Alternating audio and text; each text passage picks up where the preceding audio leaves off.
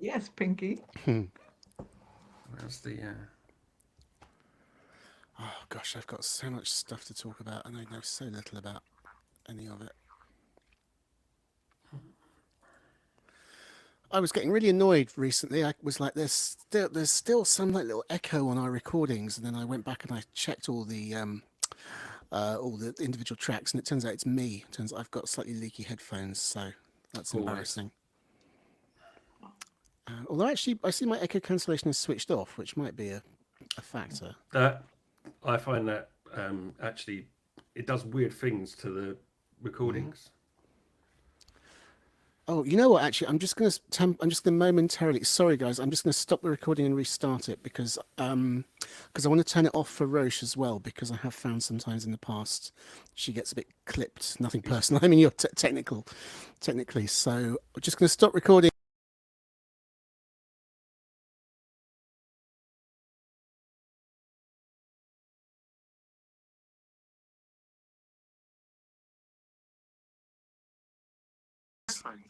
No, Ah, I can I you? haven't been wearing headphones because the sound is better if I don't wear the headphones. Oh, it's catch-22. All right. If you don't have, Can need I to can. stick it back on for that then. Do you want Well, me to come out and go back in? can you But look, can you try the headphones and just see? yeah, Thanks. Probably will need to change the settings. I'm going to come out because I don't know how to switch my headphones on. You should be able to do it from the cogwheel up in the top right. Oh, is that the right mouse? Oh yeah, it is. How many mice you Okay. got? When they Oh say yeah, speakers communication. Oh no, it's. I'm going to come out and come back in. all right. Gonna need to restart recording, aren't we? No. I think it just Oh, you just need to try go back in. just That's all causes fine. complications for me later on when I try and line up the audio. Yeah, Tim did that a couple of weeks ago where he started recording before I'd even joined in, and then I had to reline on my own audio in the edit. That was fun because you're sort of guessing where How's you are. this? Really. Yeah, you sound Seems good. Does it? Yeah. Wow. Okay. You're not Please send me using no that lift off. mic, are you? Yeah. Like Madonna. Are you able to tell it to use the built-in mic on your computer, but the headphones for output?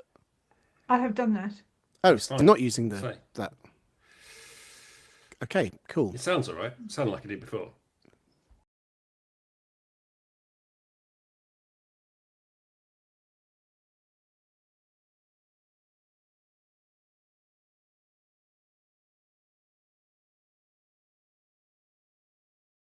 It's actually mostly people on Discord. Oh, I put my little SpaceX thing in the wrong thread. Oh, what an amateur. I Oh, don't. is this the spacewalk?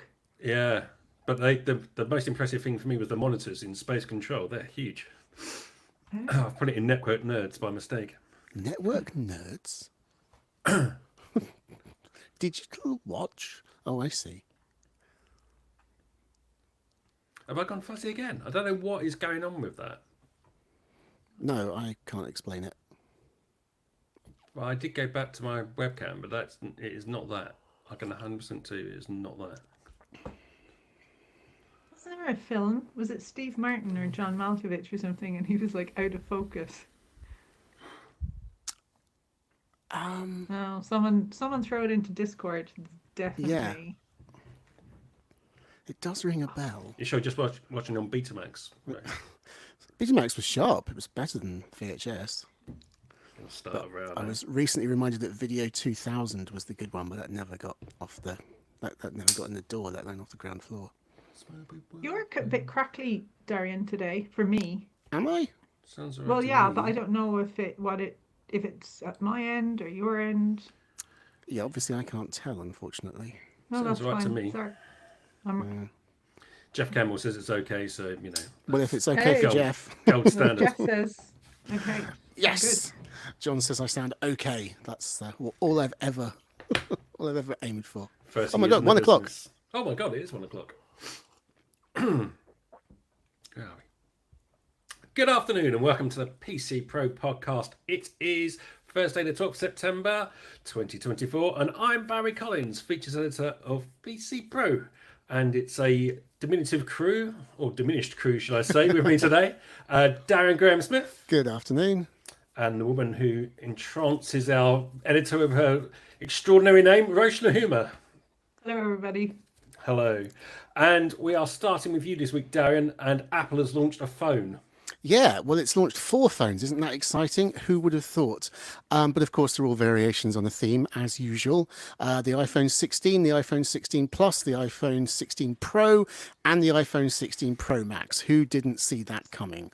There is one interesting, semi-interesting innovation. So last year with the 15 Pro and Pro Max, Apple introduced a new button, the action button, which you could program to do things like turn on the torch or open the camera. Now that's come to all iPhones, including the mainstream, entry level ones. And there's also a new button that all 4 phones get, which is a camera control. Now, if you had a Sony Ericsson about 12 years ago, you'll already be familiar with this button. But it's the first time that Apple has built anything like this in, which is a bit surprising, really, the way it's considering how it really pushes photography as a major application of iPhones. But yeah, finally, there's a dedicated button for shooting snaps. It's actually quite cleverly implemented. You can tap it once to instantly bring up the camera app, then tap it again to shoot, hold it down to capture video, and you can also scroll it left and right. It's capacitive to change settings such as zoom. So that's quite neat. Is it actually a physical, like a shutter button that you've got to press it down, or? I understand. I haven't held it in my hands yet, I'm afraid. I understand it is a physical button, but not like, not one that goes, not one you have to squeeze really hard and go clunk in, like a very gentle actuation. Because I've seen that on other phones where they effectively create shutter button, but because that just creates camera shake because people end up pressing it and they just end up wobbling their hands.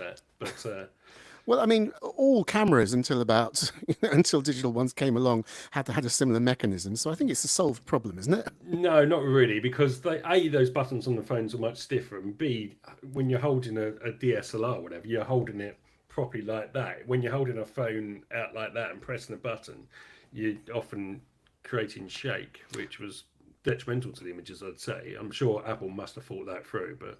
Yeah, I haven't. I mean, skimming over, obviously, as I say, I haven't got my hands on one yet, but I haven't heard of anyone complaining about that problem.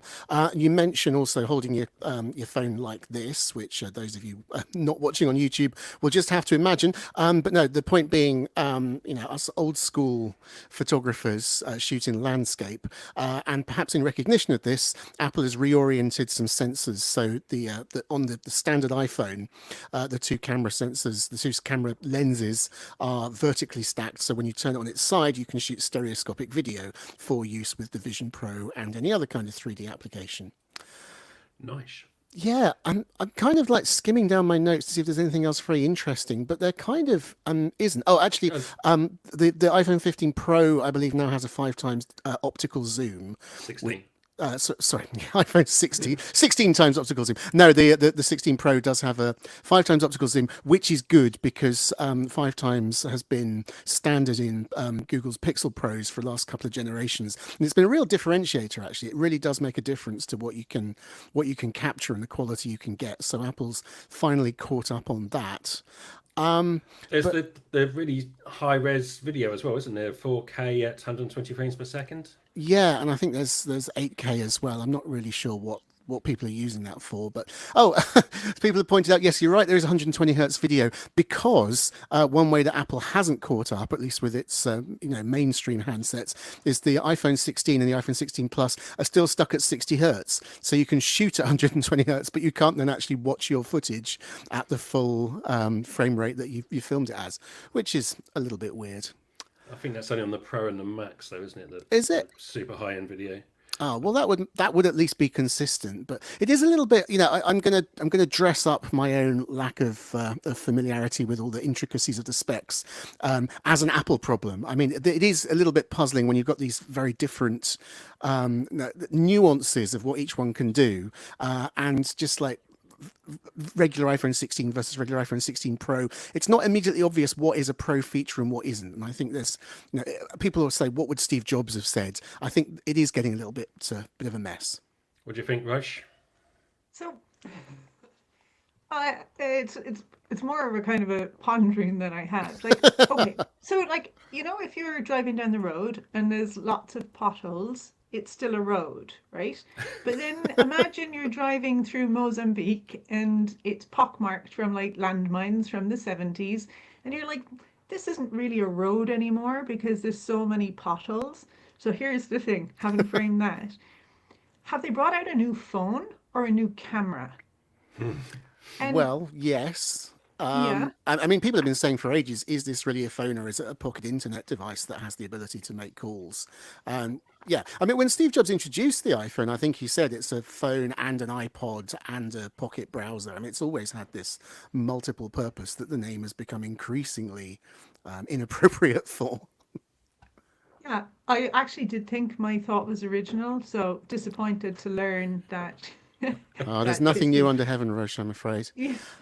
But I mean it's still a valid point, right? Like, if you're marketing it as a new phone, it Well, I'm not sure isn't they are marketing it as a new phone, and actually that brings me on to you the last thing I was going to okay, mention about this, go on. which is Mm, they're particularly marketing this one. mm, The phrase was, let me find what Tim Cook said. He said the next generation of iPhone, I can't do the accent, has been designed for Apple intelligence from the ground up. They're really selling it as an AI in your pocket, but it comes with, as far as I'm aware, no Apple intelligence features whatsoever. Certainly the big stuff like integration with Chat GPT and the new Siri, which is going to be able to hold conversations with you and maybe know where you are and what you're doing. That's probably months out. And the first Apple Intelligence update, which is going to have things that Android's had for a couple of generations now, like summarizing notifications and editing photos and so on.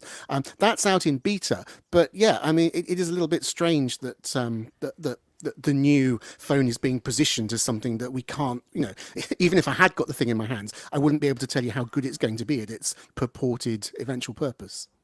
I have to say, on my Pixel 8a, Gemini, the Google AI assistant app, is coming on leaps and bounds. It is actually starting to be something I use on a daily basis rather than something I switched off immediately and went back to the old Google Voice Assistant. So that's definitely something to watch. You're right about Apple Intelligence, though. I was surprised they were making so much weight of this in their presentation, given it's not going to be there for, it looks like a couple of months at least. But we'll see how that goes.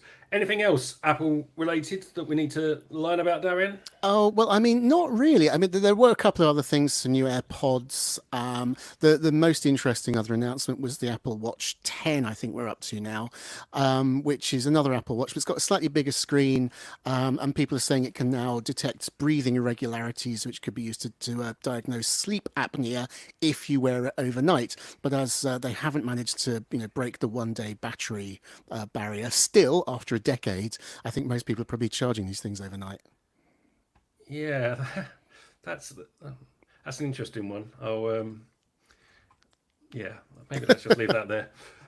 Someone's getting sleep no, apnea on I this don't know. podcast. It's No, me. dive in, Barry, dive in, because if it's a concern over privacy and who gets the data, I think I've already said this on one of our podcasts that um, collecting health data. Okay, so then it's like who has access to it? How is it being processed? You know, what else Yeah, might that feed into down the line? Um, Well, yeah, so yeah. far, Apple's done pretty well at protecting its reputation for privacy. Whether the reality lives up to the words, we don't know. But we haven't seen much cause for concern at this point, have we?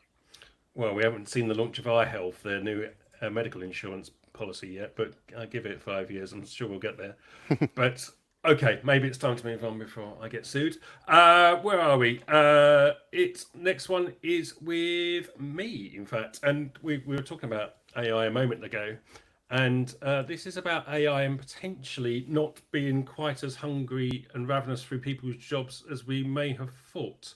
Um, so this is a report that was in AP this week, and it's been looking at this. We're now probably a year or so, maybe 2 years into AI is starting to filter into the workplace, and they've been looking at, you know, the potential damage it's caused, and there is no doubt that there have been some job losses, maybe some significant job losses as a result of the emergence of AI chatbots coming into the workplace. But maybe it's not quite as catastrophic as many feared it would be. In fact, Sam Altman once said AI is going to eliminate a lot of current jobs, and that is going to change the way that a lot of current jobs function. Well, the White House Council of Economic Advisors said only last month that there's little evidence so far that AI will negatively impact overall employment. And AP have been looking at various employees and and how it's being used. So that they cite a few examples which start to chime with a feature that's coming up in PC Pro that I wrote about how AI is being used in various professions. And one of those that were thought to be in real danger were people in call centres, because not so much on the phone right now, but certainly anybody who's handling technical support via an interactive chat facility looked pretty doomed once AI started to take off. And there certainly have been instances of companies replacing support staff wholesale with AI, but others are taking a more enlightened approach. So they look at, for example, IKEA, who introduced their chatbot right back in 2021. But instead of cutting the jobs, they retained all their 8,500 customer service workers and then just migrated them on to handling more complicated tasks or talking customers through interior design, for example, rather than dealing with the sort of basic queries like, can I return this, or what time's the store open, or whatever. They're actually dealing with the more complicated queries. So they're enhancing the customer's experience, if you like. God, I said that phrase, my God, rather than replacing the staff.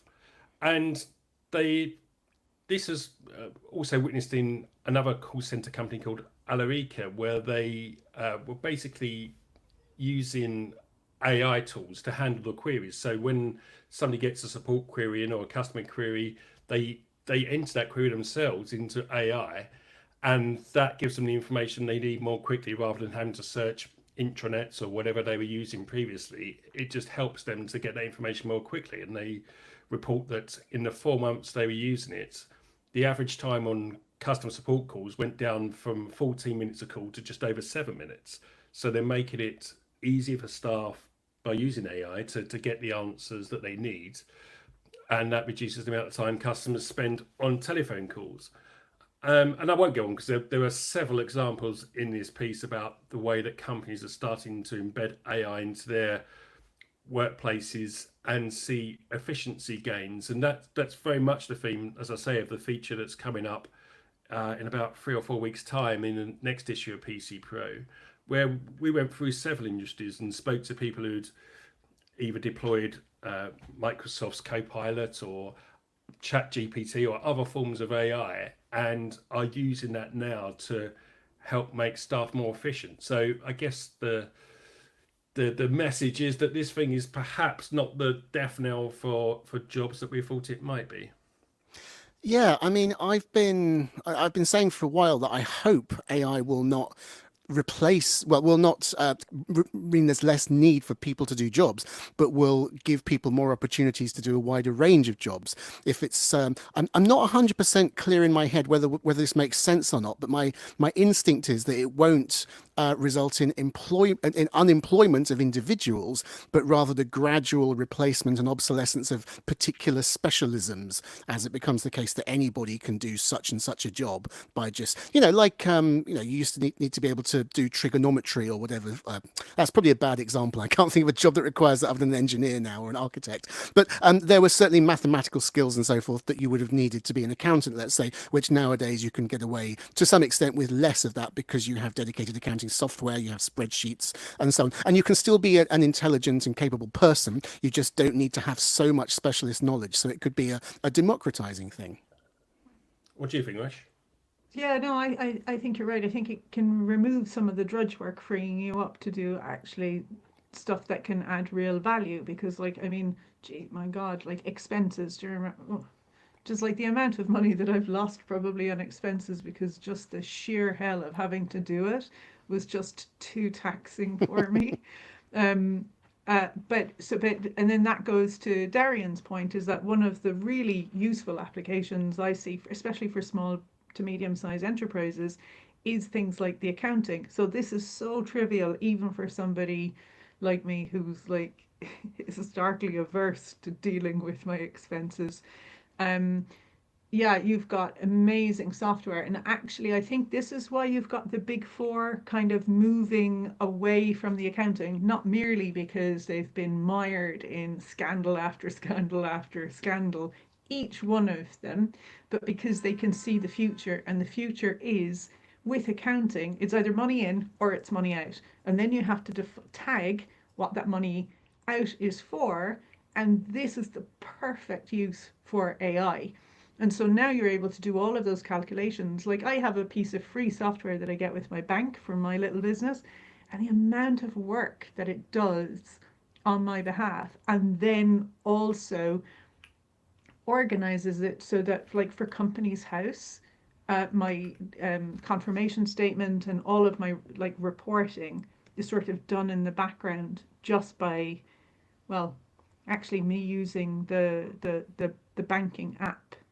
It pretty much does it all, and is able to, and then I'm able to also, so another thing as well is if you're VAT registered, so if you're VAT registered in the UK but then you have a client that's overseas, you don't charge them VAT, that's 0%.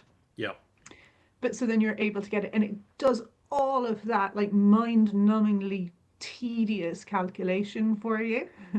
So that like before I was like, oh my God, I cannot be bothered. And now it does it. And so it's a benefit to me to have it. And I can see a time where a lot of the accounting stuff will just be assigned to tools like that, you know? Yeah. Absolutely.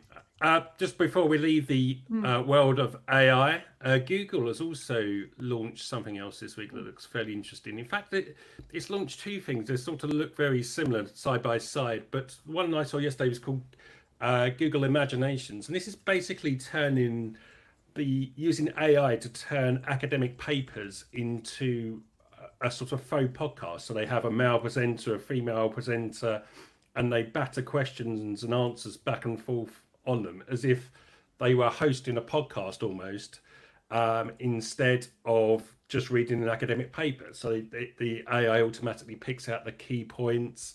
They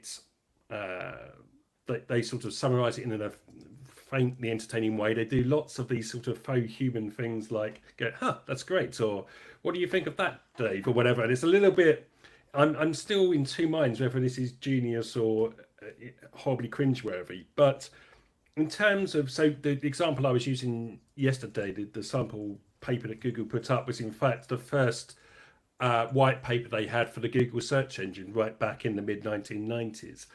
And they went through explaining, how it differed from the search engines of the time and whatever. And instead of, if that had been I don't know how long that paper was, but I'm guessing it's probably 10, 20, 30 pages that I probably would have skimmed at best. But this condensed it into a sort of 3 or 4 minute semi-entertaining podcast format. And, I can see that of being of use to some people, certainly making academic papers, which can be very dense and hard to read, making that kind of stuff more accessible.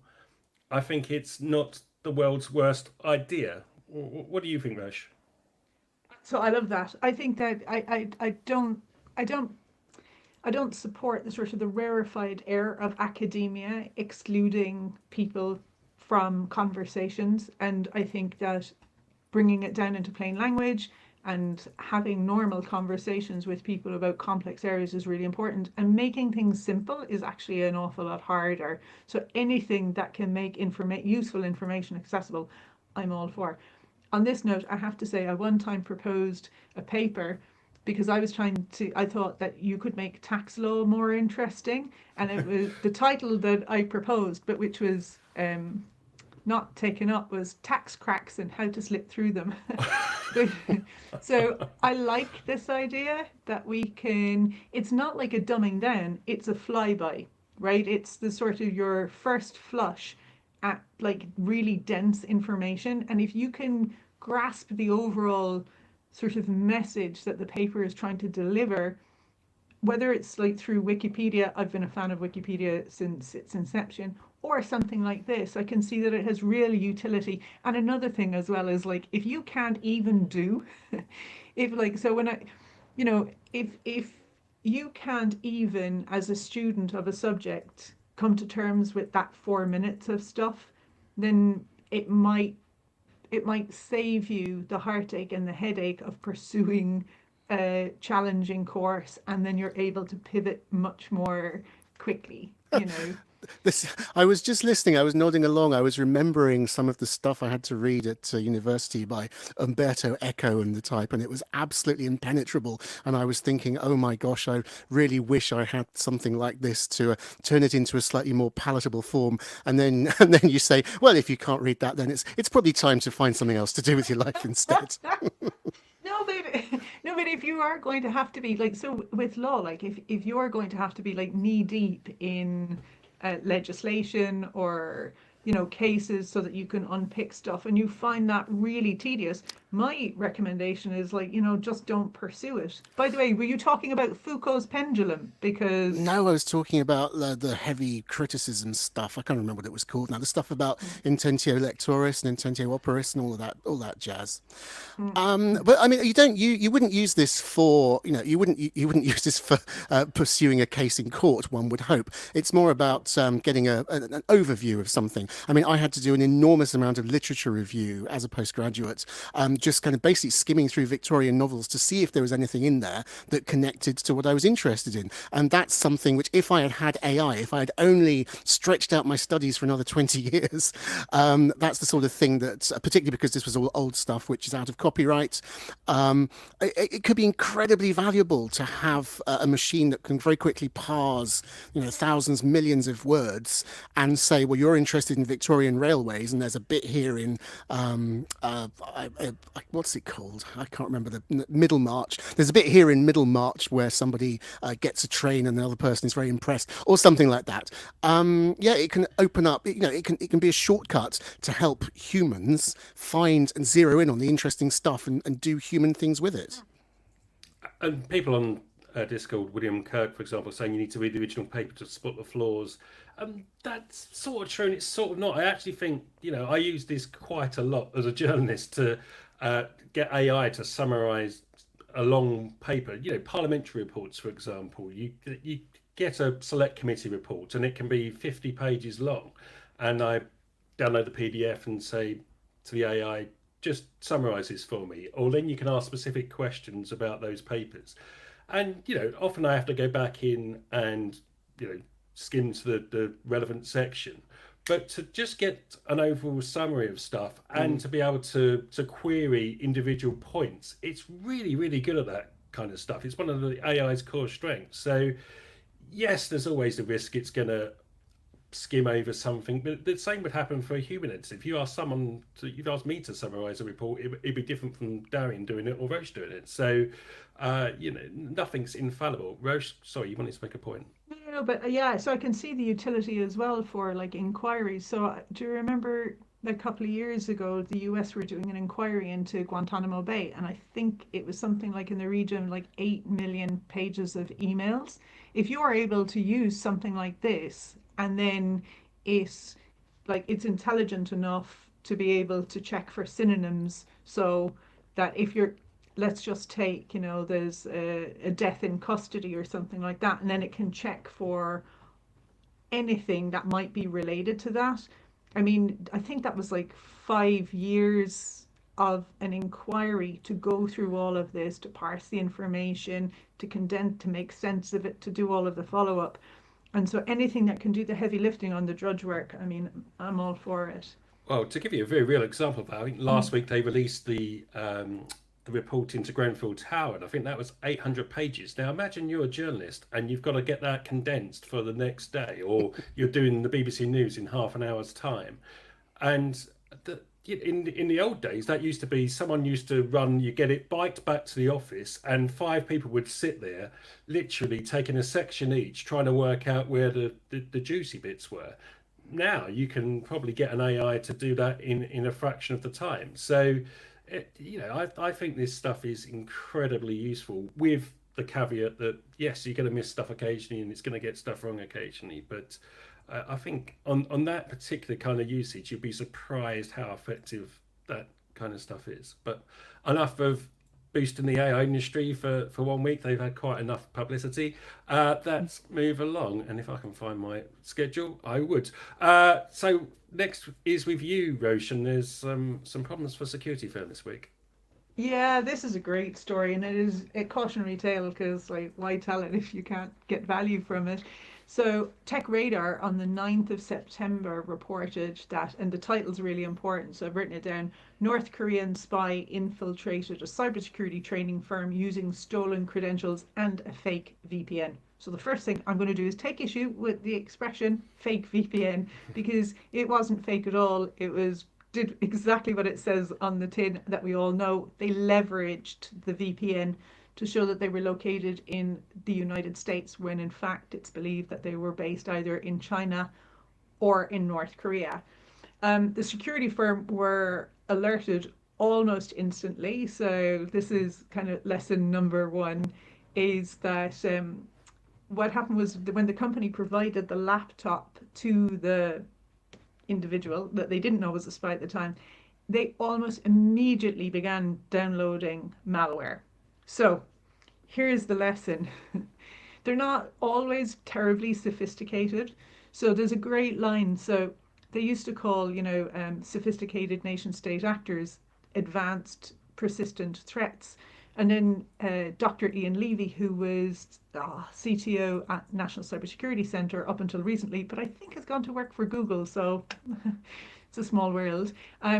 He called them adequate pernicious toe rags because not everything they do is operating at the highest level. Anyway, So, Rose, sorry, the can we just rewind a touch on the story just in case people haven't seen it? So this guy basically created a fake identity to get himself. I'm getting to it. Sorry, Bush. Go on. No, it's all right. I've probably gone around the houses, but it was just because the title used the expression fake VPN. I was like, I can't get past that without addressing it. So anyway, so what happened was they recruited a person that then didn't turn out to be in the United States. They had a stolen identity. They got in, they were given a laptop, and then immediately started to download. The company detected it, and they were able to move forward. I think the other interesting bit is, this is what it is. This is not isolated. So I'm out there in the wild speaking to large companies on almost a daily basis, and I have heard this story told twice. So I've also heard the story being told by a HR department who said that they are not sure that the bum in the seat is that the person that they interviewed. Yeah, so And I guess that's a problem in remote working, isn't it? Because especially if you're hiring somebody who is abroad, it's even more difficult to complete those employment checks and verification checks than perhaps it would be for someone in your own country. yeah, and there's a whole lot of things that businesses can do. So, well, first of all, you need you need all of the good stuff in place so that if someone does start to download malware, that you're alerted to it. But it's difficult to create identities for people. So, and they're quite easy to check. So one of the things that they recommend is that you check somebody's social media profile. But another thing as well is it would be trivial to ask somebody for an interview to go to one of your to go to a trusted place so that you can check that their identity documents match the person. And then the school, and then you're going to have to be diligent as well about about your follow-up. So you're going to need to check with the school, you're going to need to kick the tires on the references and all of those things. So the company I think they did a really good job, but they also recognized that their process was deficient. To be fair, even though it was reported in September, the company themselves put out a blog midsummer about this, so they got ahead of it. There was no data was compromised. They did well because this is the first time I've seen this in print. But in the last couple of weeks, I've heard this again and again. So yeah, Yeah, it was quite impressively transparent from Know before, because you imagine quite a lot of companies in that situation would just shut up shop and say, we dealt with the situation, we were aware of it, we've moved on. But they spelt out in quite some detail how this guy got into the company and how they spotted him. But I do wonder how many firms. Well, I mean, first it shows you the value of issuing your own hardware to employees, because I imagine you wouldn't be able to do that kind of malware detection if someone was using their own devices. But the fact that, as you said, they were running that kind of security profile, and obviously this guy was in a reasonably high profile job with access to lots of sensitive files, so maybe that's not unexpected. But I was quite impressed how they managed to detect and shut that down that quickly. yeah, I think it's a good news story for the company that's involved in cybersecurity training. This isn't to say that I'm their biggest fan, but I think actually I think it reads well for them that number one, that they were able to detect it so quickly. Number two, there wasn't actually a compromise. And number three, that they've been forthright and transparent about what happened as a kind of a learning tool for other businesses. And as it happens, this is what we're seeing out there. And so then that really drives the need for training. By the way, not necessarily the training that these guys are offering, but for what like an ISO 27001 would require, it needs to be specific, appropriate, and relevant. And if all HR teams were alerted to this type of activity, then they have a sporting chance of themselves being able to detect it or putting in the processes that are then going to protect them. I like it. I like this story. I don't see a downside, and I think that if 12 months time, if this stuff is still happening in 12 months time, and by the way it will be, and companies are like, oh, we didn't know that, that's not going to be a great look for them. They've got to act now so as to prevent this kind of similar thing from happening. I wonder how far away we are from somebody unknowingly hiring a person who is entirely computer generated. Yeah, that was going to be my next point. Exactly that. Yeah, it cannot be too far away, can it? Especially, in fact, when I was reading this story last night, one of the first things I did, because they were talking about how this person obviously hijacked this identity. So I'm probably going to get my ChatGPT account stripped today, but I banged into ChatGPT, create me an identity for a male journalist working in Burgess Hill, England, and it sort of went, no, we don't get involved in any of that. But it was still pretty easy to change the prompts and get it to create a fictional character who was with half believable detail. But I mean, that obviously wouldn't work. You would need to create. They stole a real identity so it could pass all the checks, but it cannot be beyond. It will not be too far down the track, I imagine, before that happens. Yeah. Haven't we discussed on this podcast before about how somebody got a job and then outsourced it? Yes. And actually, they were like, I think they were like the star of the show, and they were like, "Oh, how are you doing it?" And they're like, "Yeah, no, I'm outsourcing it." I think it was somebody who was US based, and then they outsourced it to, I don't know, like Malaysia or something. Yeah. So they had a crew of people doing it, and they were able to take. Yeah, Like, you see this all the time on Reddit now, with people saying, I do about 40 minutes work a day because I get AI to do the rest, doing some kind of customer service role. And people are saying, well, on one hand, if they've not noticed any notable drop in the quality of your output, that's a good thing. And these are the people that actually probably should be being promoted in companies, not for slacking off for half a day or whatever. It's anyway. Someone's asking if we can verify the person on this podcast is actually me. This is finally the reason why my camera looks a bit fuzzy has been rumbled, but this is ChatGPT version 5, and we'll talk about it next week. In When the Barry meantime, starts singing "I'm So Lonely," we know.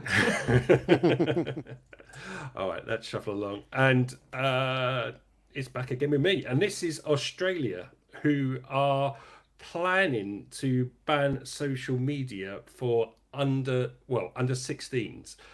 This is coming from the Prime Minister, Anthony Albanese, who says that social media has become a scourge for young people, and they're now deciding whether they're going to prevent children, either between the age of 14 or 16, logging onto Facebook, Instagram, TikTok, and the like. According to Mr. Albanese, he says, I want to see kids off their devices and onto the footy fields and the swimming pools and the tennis courts. We want them to have real experiences with real people because we know that social media is causing social harm. This is a scourge. We know there is a mental health consequences for what many young people have had to deal with. And it appears to have pretty widespread support. The Conservative opposition said they will support the implementation of an age limit, but it's not really clear how they're going to impose it.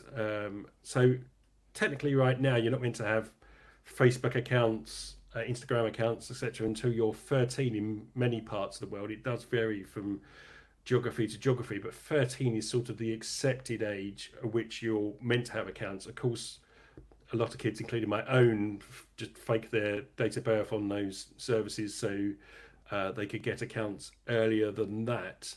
But what are your thoughts on the idea of banning social media for people under 16? Darren, you're a parent. What do you make of this? Well, I mean, I think he's conflating two separate issues there. I mean, I was initially cautiously in favour of this idea because, I mean, the potential harms of social media and the social pressures that come with it I'm inclined to agree that is a real problem. But it sounds like he's also taking aim at the more kind of general, I don't like seeing kids with phones because when I was growing up, we didn't have phones. We were out there playing Aussie rules or cricket or whatever. And I feel that's a bit lazy. I mean, there may well be something to it. There may be, you know, obviously a sedentary lifestyle isn't great at any age, but simply kind of demonizing technology. I mean, my own daughter, we encourage her to use technology in certain ways for certain purposes because there's so much incredible information, so many resources out there. She is way ahead of her class in various things like history because she's personally interested in it, and she spends her afternoons when she comes home looking at videos on YouTube. And you know, that kind of self-motivated research and learning is incredibly valuable and something I would really hate to see taken away from her. And also, she is an only child. She's got the cat to play with, but otherwise, some kind of online interaction is not necessarily unhealthy for her in a household where where both parents are working. So just the idea that technology bad, footy field good, really kind of makes me, turns me off the whole idea. What do you think, Rash? Okay, so Honeyball will be happy as he sits at home. I'm going to disagree with Darian in that. So first of all, I think it's specific to social media, and your daughter, who's to be commended for her autodidactic qualities, is probably not getting it on Twitter or Facebook or Instagram or TikTok. No, indeed. No, she's would it be like YouTube or something like that? Which I'm not sure. Does YouTube qualify as social media, or does it just qualify as like? There's huge uses. Look, we wouldn't be on this show if we didn't really love technology and the progress and the capacity for us to move forward faster as as an organism, if we're more organized and we can get better information and we can push forward. I'm all for that. I do think on balance though that the social harms, I think we've seen it, and I feel a little bit sorry for kids who are just a bit older than Darian's children, because we've kind of used them as guinea pigs in this sort of social media experiment, and the levels of anxiety. Now, I'm not a parent, but I can imagine that the pressure coming, like, when kids come home from school and they're like, everyone's got a smartphone and stuff like that. If we can give them, go back to those little Nokia blocks, that the 6610, give it to them. That's an emergency. And then they do their YouTube or whatever. within the confines of the home, so that there are parameters and limits and boundaries, because children are encountering on their phones people you wouldn't have inside your gate. And we need to be lively to that. And I would rather we introduce an abundance of caution to protect the next generation from all of the harms that we know flow from this stuff, and then figure it out, rather than exposing them to it and then trying to, I don't know, squeeze the toothpaste back into the tube.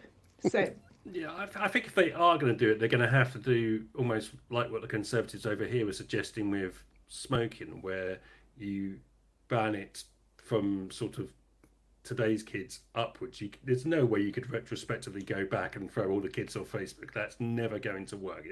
It would have to be a slow process. But I mean, I've got two teenage daughters. I have mixed feelings on that. I think that you can definitely see some harms and stresses that it causes. You can definitely see those pylons that happen in school WhatsApp groups and stuff, where someone's done something stupid at school that day and they get the pylon from their mates. That there are problems with it, but then that sort of happened before social media as well, to some extent. So I wonder sometimes how many problems have just been transferred to social media that were already social problems in the first place. But that's not diminishing that it does have an effect. But I'm just going to say, on the flip side of that, during lockdown, social media was an absolute saver for the kids, because it allowed them to continue having those relationships with their friends that we suddenly couldn't have in person anymore. And in some way, I think that it also had a bad effect, and it was the first time, certainly my young daughter, who was about 10, 11 at the time, she was really exposed to things like WhatsApp, because we let her have a WhatsApp group because that was the only way to communicate with her friends at that time. But then, there was no way to go back on that. So I think it had good and bad things, but definitely during that period of exclusion when you could see nobody, then it was an absolute godsend for them. can I just jump in again? So I Sure. think then it would be, well, what do we mean by social media? Because if we mean WhatsApp, I would look to WhatsApp more like texting or phoning. And if you're in a group and then you have people's numbers, I think that there is comfort in that for parents and for regulators and so on. I think when we're talking about social media, it is the stuff like, without being too ugly on a Thursday afternoon, the stuff related to self-harming, Yeah. and to, body image, and, all of this kind of thing that's driving all of these anxieties and whatnot. I will say this though, look, stupidity isn't new, and I was monumentally stupid when I was a teenager, but great, thankfully for me, luckily for me, well, first of all, if anyone was to bring stuff up now, I would deny it, whereas the younger generation not only have it recorded, but then you have that issue of that being pushed out on social media. Do you know what I mean? So that it does amplify the absolute terror of, when you do something stupid, that it is now on your permanent record. And I think that we need to, manage and control that in some way. Yeah. So yeah, I'm kind of for this. Okay. All right. Well, it's not being proposed over here, so we'll all have to move to Australia if we think it's a good idea, which is probably not a bad idea in the first place. Anyway, let's move along, and it's Nibs, and with this we are starting it with you, Rosh. Oh, okay. So yeah, so this is great. So podcasters are ditching short episodes in favor of 4-hour conversations, and Strap in, people. Is that listeners or creators who are choosing this? I feel like there may be Yeah. some different views. Yeah, I know. Well, I'm sure there are. So anyway, so in this story, Joe Rogan was interrupted by Adam Sandler, who asked, would you mind if I take a comfort break, sort of 2 hours and 40 minutes in? He's like, we can kind of wrap this up. And so what the podcast producers are saying is that there is a real appetite for this. Yeah, I'm not a fan. is the truth of it. There is my news in brief. I think that like it's like that line by Blaise Pascal. This would be shorter, but I didn't have the time. Sorry, it's so long, kind of thing. Um, yeah, I think that making things concise and reducing them to their central message and making it plain, I think that there's a gift in that, and we don't have time. And I 4 hours to Joe Rogan or anybody actually, in a week, it just seems like a commitment I'm just not ready for.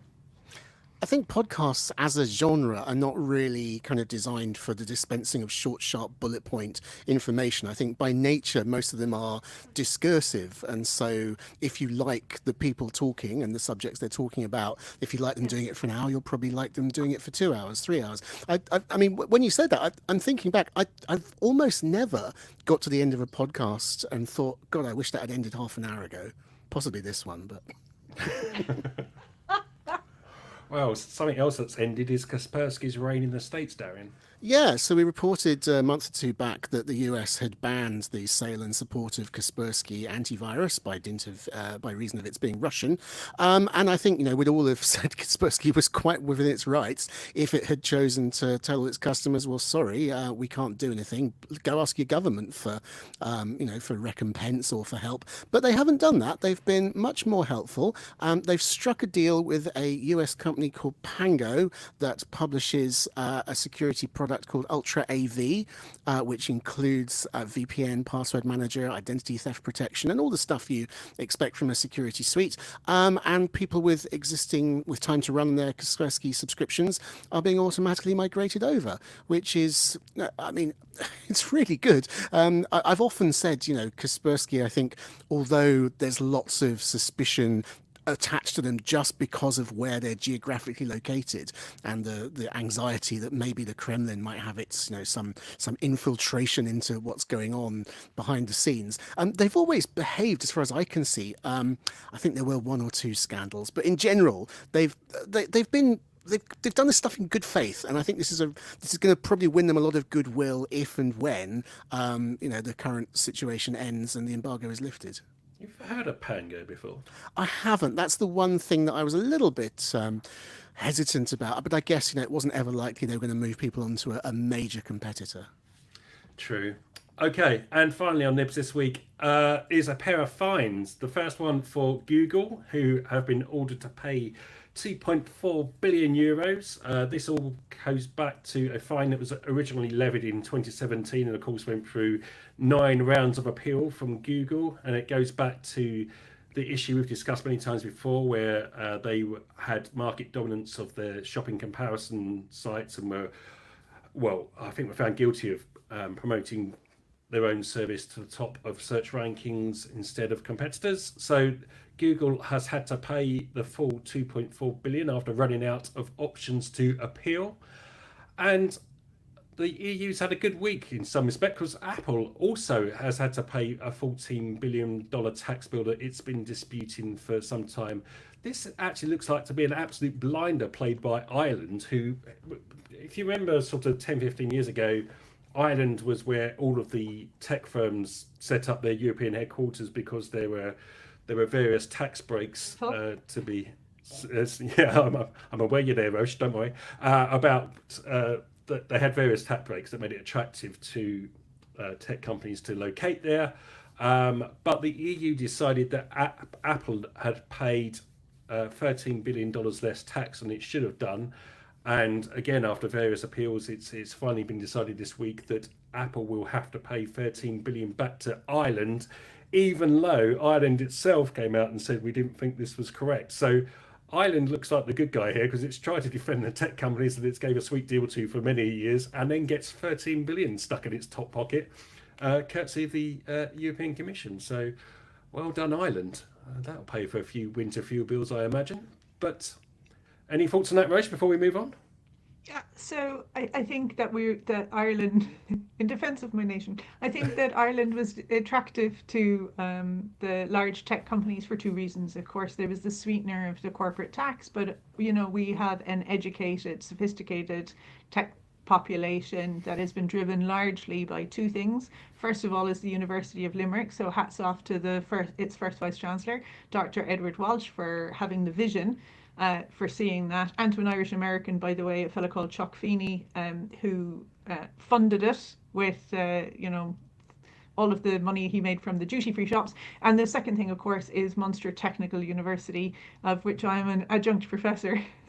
So I would say that there's a lot of reasons that Ireland would be attractive, and a shout out to the IDA, which is the Irish Development Association, who may be listening and may want to attract further business to our shores.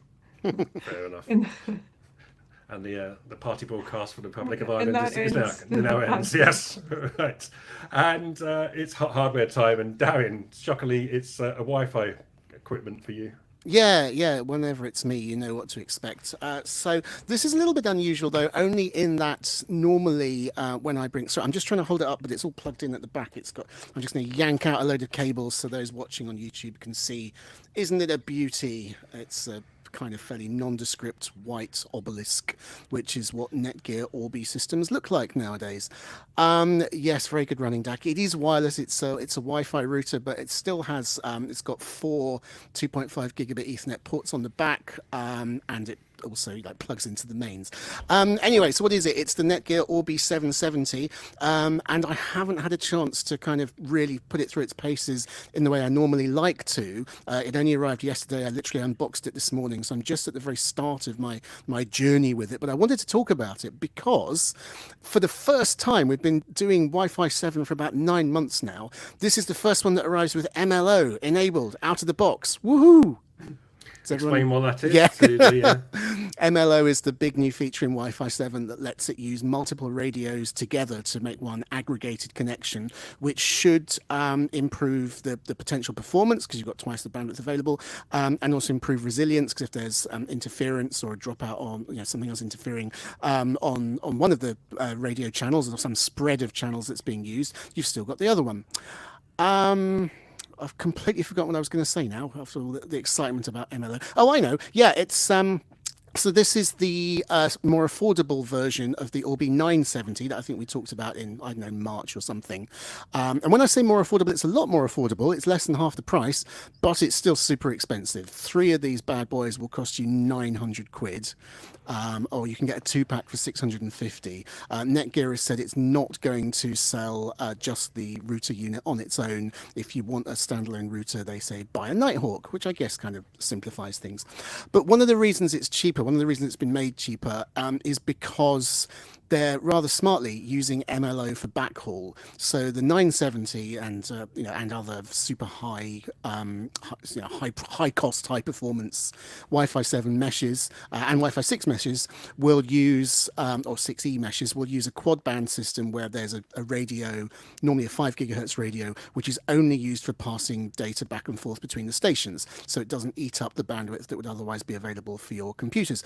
But this system takes advantage of MLO to say, well, we've got, and the actual amount is about 10 gigabits a second of bandwidth across the 5 and 6 gigahertz networks. So it's going to share that enormous amount of bandwidth with client traffic, and there will be less overlap, and hopefully, unless yours is the most, the busiest Wi-Fi network in the world, there will be enough headroom to cover everything more cheaply and efficiently. So that's kind of what's interesting about it. So I guess that means from a client perspective, you're not going to see record-breaking speeds, or what have you seen so far? It's really early days, and so I'll be honest, I haven't seen anything like the speeds I expected so far. So I've got a test laptop which is running the latest Windows 11 Insider build and the latest drivers for my Intel BE200 Wi-Fi 7 card, and it swears that it is fully connected on client-side MLO, and the Netgear interface agrees that I've got a 5 gigahertz plus 6 gigahertz connection. But the speeds I'm actually seeing are about 20 megabytes a second, which is about a fifth, a sixth of what I would expect to see from a normal 6 gigahertz only connection. So something screwy is going on, and I'm going to continue looking into it. Obviously, it's a new product. There may be a firmware update, but I'm going to admit that that is where I'm at the moment, because that is the experience that you would get as a normal person if you went to the shop right now and dropped £900 on this. So I'm talking to Netgear. I've sent them a message. I will obviously in the review, as and when it appears, we'll dig into a little bit more, hopefully, what the solution was once we find it. But for the time being, considering I've been waiting 9 months for this, eagerly tore the wrapping off this morning like it was Christmas, it's a little bit of a frustration. And so you mentioned it bans the 5 and 6 together. Are they the only two options you've got? It doesn't ban the 4 together. So I thought part of that was like if you had a satellite in the loft extension or whatever, and it was a slightly iffy connection on 5 and 6, that part of the reason for MLA was to sort of secure that. Yeah, it doesn't use the bandwidth. 2.4 gigahertz band for backhaul. I guess it is possible that there would be an edge scenario where that could make a difference, but they've obviously decided that that's not a big market that they're going to pursue with this kind of. I mean, it's nominally mid-price, but very, very expensive nevertheless. Mesh systems. So no, the 2.4 gigahertz actually is a little bit of a second-class citizen here, because I think although on Wi-Fi 7 it can go up to something like 2 gigabits a second if you really want to, I seem to recall seeing on the data sheet it's only about 400 megabits. It's really an afterthought for kind of for IoT things that aren't performance critical. And in fact, one thing that is I think they've brought it over from their professional, or maybe the high-end stuff. You can have 2 guest networks, one for people and one completely isolated one for gadgets and IoT stuff. So it's kind of the 2.4 gigahertz is not deprecated, but it's finding a particular niche. Roche. Yeah, so I have a question, because I was listening to this and I was like, oh gosh, I'm quite lost. But but is it straight out of the box? You can have like 2 different, so like if I was to get one tomorrow, I can take it out of the box, and then I've got work and I've got home, because I've been trying this and I can't even tell you, like there's probably a play in my efforts to create, to like segregate it so that there's so that people can't move laterally if they hop on, because I'm mindful of my clients. Next time next time you find yourself in a room with John Honeyball, ask him to talk to you about VLANs, and maybe this will. I mean, so the answer is you can if you want segregate your traffic onto a guest network, which probably has. I haven't looked into it. It probably, I mean, it's not something that we're normally that bothered about, because it's our bleeding guests who get on the guest network, not us who pay for the stuff and use it every day. But it probably will be segregated in some way, and it probably would do some part of what you want. But really, if you want 2 completely independent networks, then yes. So Michael Deere says, is Netgear aiming this at VLAN users? The answer is probably not. It's resoundingly domestic, but there is a VLAN setup option in the admin panel, which I haven't looked into. So I suppose so. So the short answer to your question is it will do an imperfect but possibly acceptable job out of the box. I believe it can be configured to do a better one. If you get one of the Orbi Pro systems, that has 3, I think, completely separate SSIDs with their own address ranges, as you say, out of the box. So that's just that's aimed at professional environments. I have a follow-up question. Shoot. Sorry, because this is really useful. Wow, the first time I think one of my hardwares has been useful. Yeah. No. So then my follow-up question is, because I'm not technical, right? Will that create separate IP addresses for me so that it's clear that it's distinct?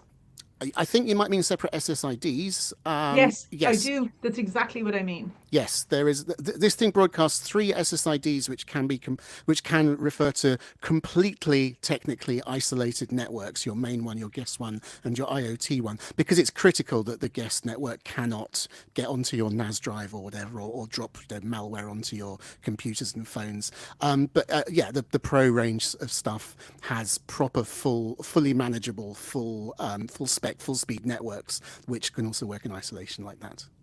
I don't think I've ever seen Roche look quite so excited on a PC Pro podcast. I can feel her credit card is leaping out of her purse as we talk. John Honeyball in the cheap seats on Discord this week says go for Ubiquity setup, Roche. So you're going to get talked through that by John on Slack in a few minutes' time, I imagine. Darren, just you mentioned a minute ago that this is cheaper than the higher end devices. Are they? Do you know if they're planning to bring MLO to those other devices via firmware? Or well, Netgear has said that they're going to bring MLO to their routers, but I don't know if that will apply to the Orbi 970 because the design of the 970 is quad band, already has a dedicated backhaul radio. They would only be bringing MLO to the client side of it, and I don't know whether they consider that worthwhile. Based on what I've seen with this one, the client side doesn't add anything at all. But Netgear. They haven't made any commitments. I don't think anyone has made any commitments to a particular date or a particular feature set or anything like that. It's very much what you get, what you pay for now is whatever is available now, and keep your fingers crossed for future firmware. Okay. Any questions from the floor before?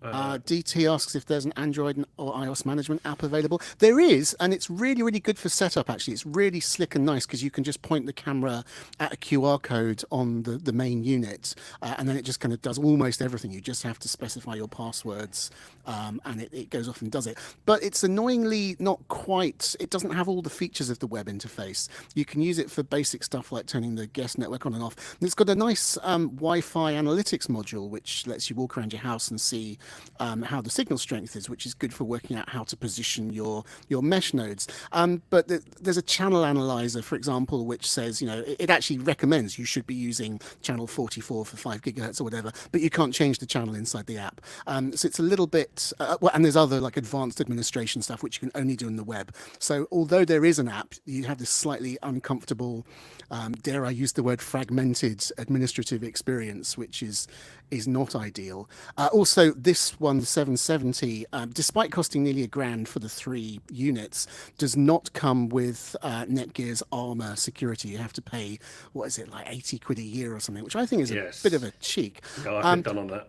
But Netgear have asked me to point out they do have a new system coming to all their routers where you're not going to have to wait for a regular, like monthly or whatever firmware update to get security updates for the router platform itself. So if there's a 0-day now that comes out where someone could hack into a brick or whatever Netgear routers, they have, or they will very soon have, an infrastructure in place where they can push out specific security fixes instantly without having to wait for the periodic full update.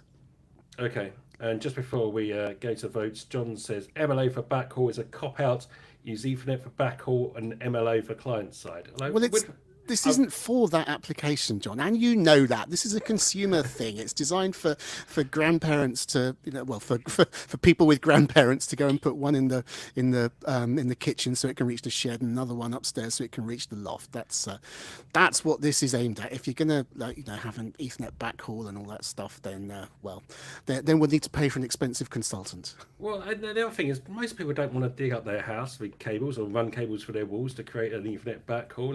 I know a good chunk of PC Pro readers do, and best of luck to you, but try selling that to my other half and see how far you get. So that's, anyway, if you're on Discord, you can, I finally managed to crack the poll system, so there's a vote open if you want to cast your vote if you're listening live. Roche, is it hot with you or not? Yeah, no, it is, and I just because I've just binged Clarkson's Farm, I did not expect that to be the reason. No, because I feel like Jeremy Clarkson at home when I try technical stuff. You know the way when he's doing farming and you're just like, oh my God, man, just sit this one out, champ. That's what I'm like on the technical side, and I kind of feel like I have a plan, and then I like buy stuff to try and fix the problem, and then I take it out of the box and I'm really optimistic, and then I either break it or it's just beyond me. This is the kind of stuff I need. Out of the box, easy to use. Right, now I've got my clients, I've got my work, and then I've got my guests. Boom, happy days. Like I I've never been more excited about a piece of tech, and I'm a little bit jealous that Darian, like, I don't know, stumbled upon it, maybe, I don't know, and that it wasn't me, like, making my maiden hot tech, yeah, I've speech. got to tell you, Roche, there are plenty of things that will do what you're mostly interested in for a much lower price. It's not. Okay, tell me about that Yeah, maybe afterwards. we'll have a word offline. I've got a Yeah. wardrobe full of old routers that many of which have VLAN capabilities and multiple SSIDs and so forth, that would probably meet your needs just as well. You're about to Okay. cost yourself probably the only vote you've got in the room at the moment, Darren. So be careful. But I've we've been waiting for MLO to come for a while now. We've talked about it so many times in this podcast. I'm glad to see it's finally here. So in that sense, it's hot. But yeah, we have to be careful as well because, like you said, we've sort of nudged you into talking about this today because we're a bit short on hot hardware candidates. You've only had a morning to test it, so let's be wary about some of those speed claims because hopefully they'll be able to iron those I out am for you. certain it's going to end up somehow at some point doing an awful lot better. It's impossible to look at the specification and conclude that this is the intended performance, especially when I've tested all the other Netgear meshes and routers. This would be an extreme anomaly if they thought this was acceptable. So something's going on. I just need to get to the bottom of it. Okay, well, given it's tickled Roche so much, I'm going to go hot as well. And yourself? Oh, me. Well, I've got to say cold at the moment, just because I haven't yet seen what it can actually do. I dare to believe that with MLO, running flat out, it could be the fastest router I've ever tested. At least until its brethren get the update. But until this is this is PC Pro, we have to actually do the testing and see the results, and I haven't yet, so I'm afraid I can't give it that seal of approval. Okay, so 2-1 in the studio, oddly not from the guy who nominated it, but it's definitely gone down like a lead balloon in Discord land, where it has currently suffered a 21-1 defeat, so not quite winning over the readers. But again, let me caution that, and to be absolutely fair to Netgear, that this is a very early look, so this is by no means a full verdict on this device, and you should definitely read Darren's review, which I no doubt will be in the next issue of PC Pro, before casting a final verdict. Well, that's all we've got time for this week. So thank you very much to Roche and Darian. We'll be back next week, next Thursday. And if you want to join us live, it's 1 p.m. every Thursday at pcpro.link/Discord. Until then, goodbye. Bye. All right.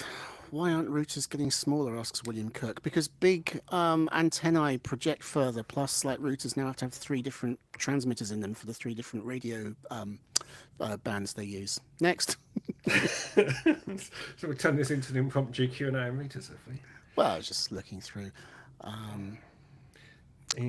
Aerials, I see. Ian Clark's not asking a question, he's answering on. Okay. Yep. Well, thank you very much, everybody, and we'll see you next week. Always a pleasure. Cheers. Bye. Bye-bye. Now.